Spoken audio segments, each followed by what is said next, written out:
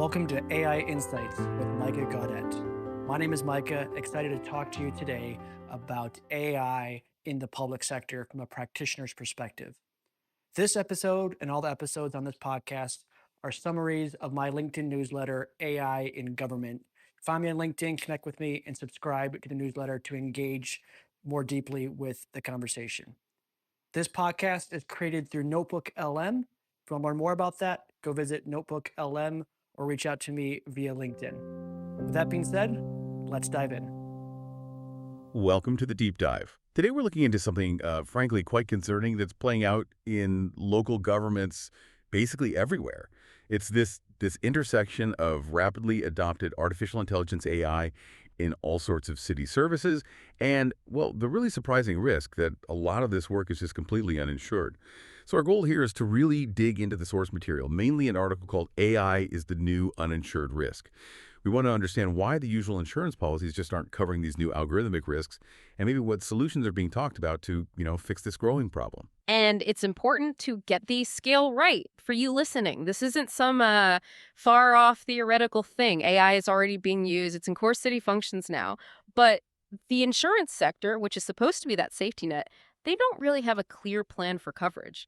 It's messy. We see projections, like from Deloitte, saying there could be $4.7 billion in AI-related premiums by 2032. So the market knows something is there, but the actual insurance policies, they're just not built for this kind of technology right now. It's leaving cities with these huge gaps in protection. Okay, hold on. Let's unpack that straight away. So cities are using AI tools that could lead to, massive lawsuits, wrongful arrest, discrimination claims, things like that.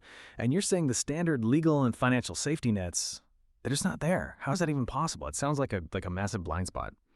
So maybe we should start with where this AI is actually being used, because I guess every time it's deployed, there's that double risk, the system messing up, and then the legal fallout from that mess up. Right. So public safety is a big one. Things like predictive dispatch, using analytics to figure out where to send resources, triage tools maybe. And then in administration, you see generative AI writing reports, maybe drafting public communications, managing big piles of records, and maybe the scariest area, HR and employment, using AI for screening job applicants, performance reviews, even chatbots giving policy advice to employees. Exactly. And when you automate those decisions, the risk isn't just one person making one bad call. It's the model itself having a flaw. And that flaw instantly scales up. It affects everyone the system touches all at once. Yeah, the source material points to a pretty stark example overseas. In the UK welfare system, right, they had this algorithmic fraud detection tool, and it wrongly flagged almost 200,000 people. 200,000? Wow. Yeah, that's not a minor glitch. That's systemic harm on a massive scale caused by faulty code, basically, real financial and personal damage. Okay, that really drives home the financial risk we're talking about. And presumably, that kind of thing forces regulators to wake up. It does, yeah. Things are starting to shift, though it's pretty piecemeal still. Colorado's often mentioned. They're the first state, I believe, requiring these impact assessments for what they call high-risk AI systems. And you've got federal agencies, too, like the EEOC, the Equal Employment Opportunity Commission. They're actively looking at how existing anti-discrimination laws work when it's an algorithm, not a person, making a biased hiring decision, for example. Right, so the legal side is definitely trying to catch up. But if everyone knows this is a problem, why don't cities just, buy some new AI insurance? Is it not that simple? This is where it gets really interesting or maybe frustrating. The problem isn't just that there isn't a perfect new product yet. It's that the existing traditional insurance policies have specific wording, these exclusions, that basically fence off this kind of blended algorithmic risk. It doesn't fit neatly into the old boxes.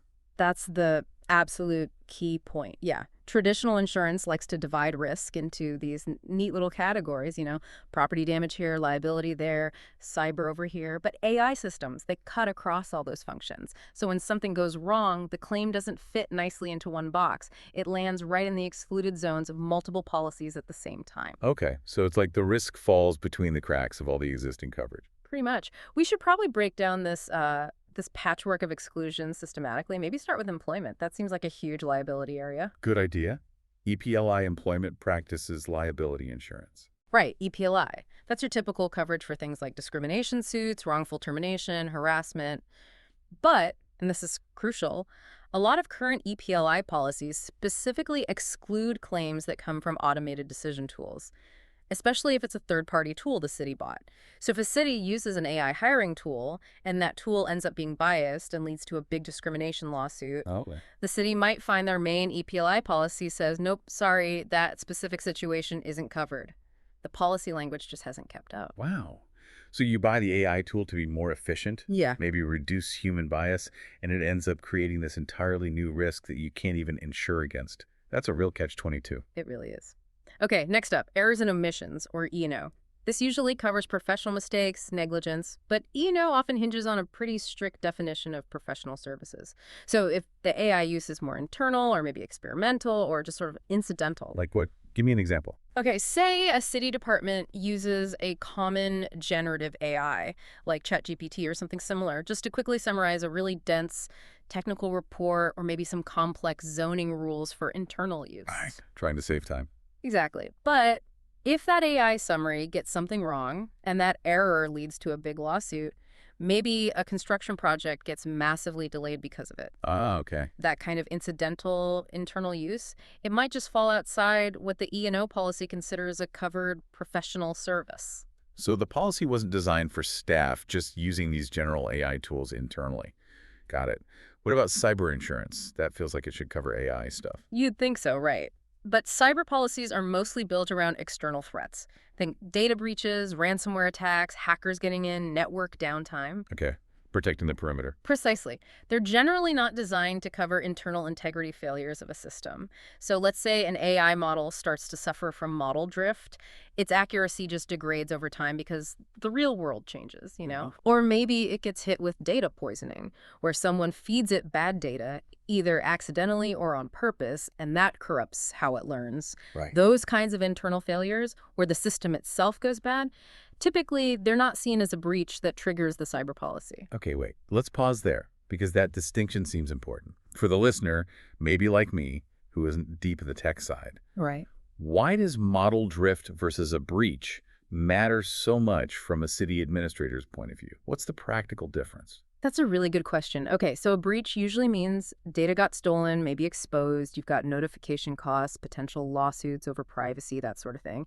An integrity failure, though, like model drift or data poisoning. The system might still be running, technically secure, no data stolen, but the answers it's giving, the decisions it's making, they're just fundamentally wrong or biased. It's like, rot from the inside. Yeah. So imagine your predictive policing AI. If model drift causes it to start unfairly targeting certain neighborhoods way more than others, the potential civil rights liability could be enormous. But your cyber policy, focused on hackers getting in, probably don't respond to that at all. That really paints a clearer picture. We're shifting from worrying just about hackers getting in to worrying about the AI itself becoming flawed or, like you said, toxic. And that problem can spill over into public communication, too. Think about general liability or media liability policies. Many of those have specific exclusions for digital publications. So if a generative AI tool creates some inaccurate or even defamatory public statement for the city, Like a press release or something. yeah, exactly. Protection against that kind of AI-generated misinformation might be limited by those exclusions. Okay, one more layer then. The top level, the city leaders themselves. Yeah. Directors and officers, D&O, or for public entities, fiduciary and public official, F&P insurance. That's supposed to protect the decision makers, right? What's the issue there with AI? It's actually a pretty standard exclusion, but it's devastating here. These policies, D&O and F&P, they generally exclude coverage for civil penalties and regulatory fines. Yep. So if a city gets hit with massive fines because it failed to comply with new AI regulations, like those Colorado impact assessments, we mentioned that failure, tied directly to AI governance, it's likely uninsurable under these policies in most places. Wow. So multiple policies, multiple exclusions, all leaving these potentially huge AI risks uncovered. Exactly. And beyond just the policy wording, there's a really fundamental problem for the whole insurance market. Right. Money. How do you price this?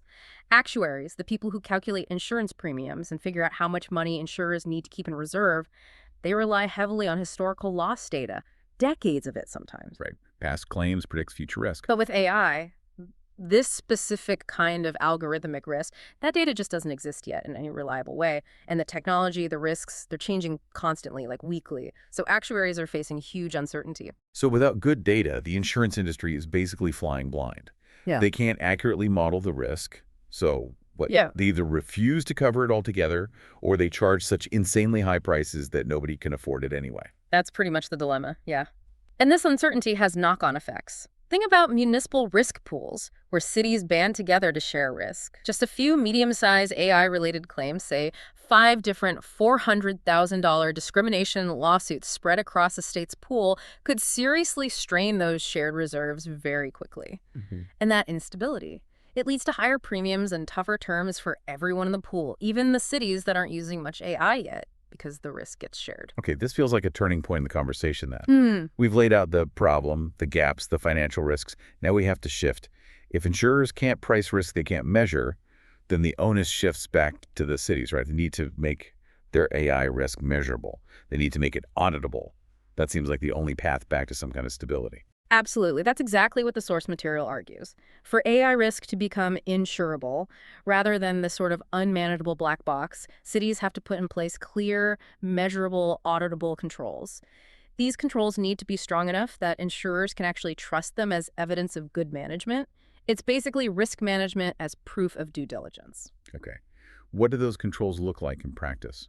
Well, they generally fall into 3 main buckets. The first one is foundational: governance and oversight.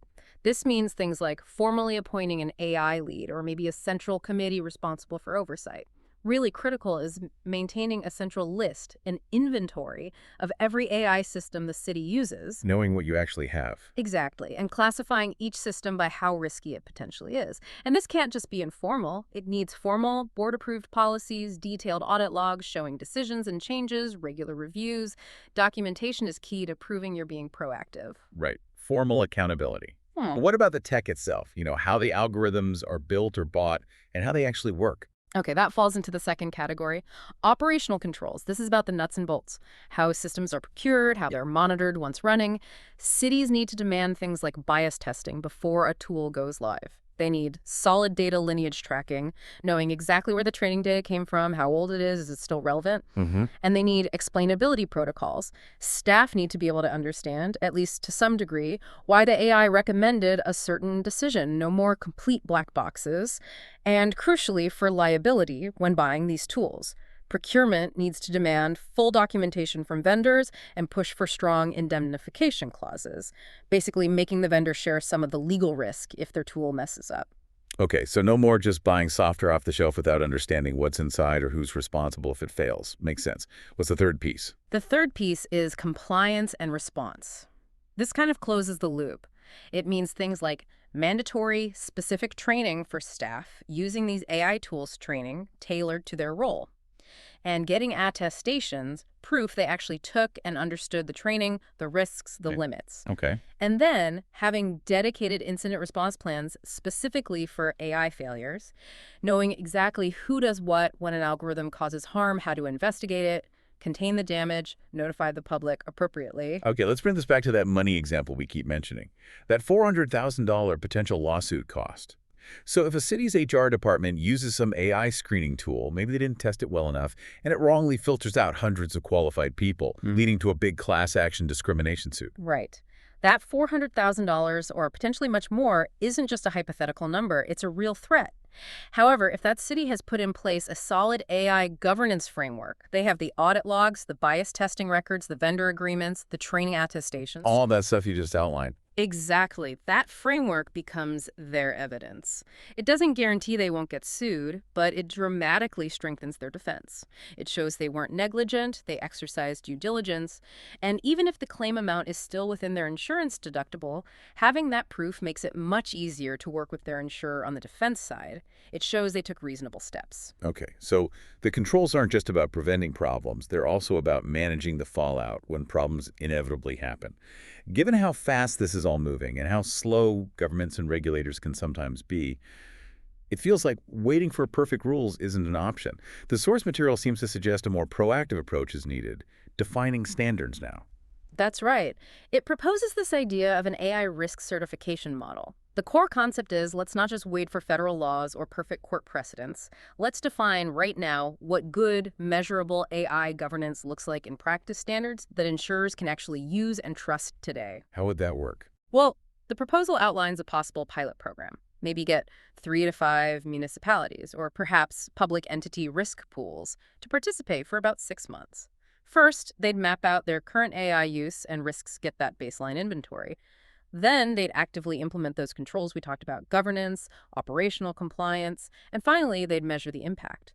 Did implementing these controls actually reduce measurable risk indicators? So it's like creating an industry-backed report card for how well a city manages its AI. Essentially, yes.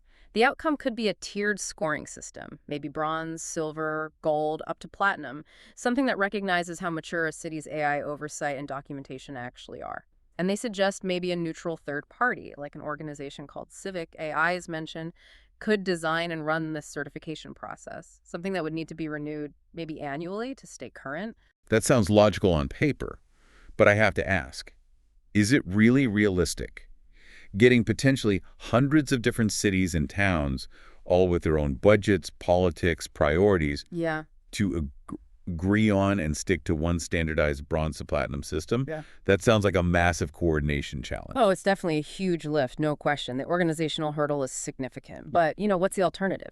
Continuing with this massive uninsured financial exposure, that's probably worse in the long run. And there are real incentives. The tangible benefits are key. Having that certification helps a city show its residents, show regulators, look, we're being careful, we're exercising due diligence.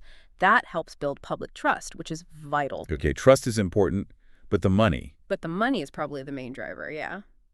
For insurers, this certification gives them that reliable, data-driven framework they desperately need to actually price this risk with some confidence. It creates the standardized loss control data that actuaries need for their models. It could potentially turn what's currently seen as an uninsurable risk into something manageable, something they can offer capacity for. Okay, so if we boil this whole deep dive down, the core message seems to be that the whole risk landscape has changed fundamentally.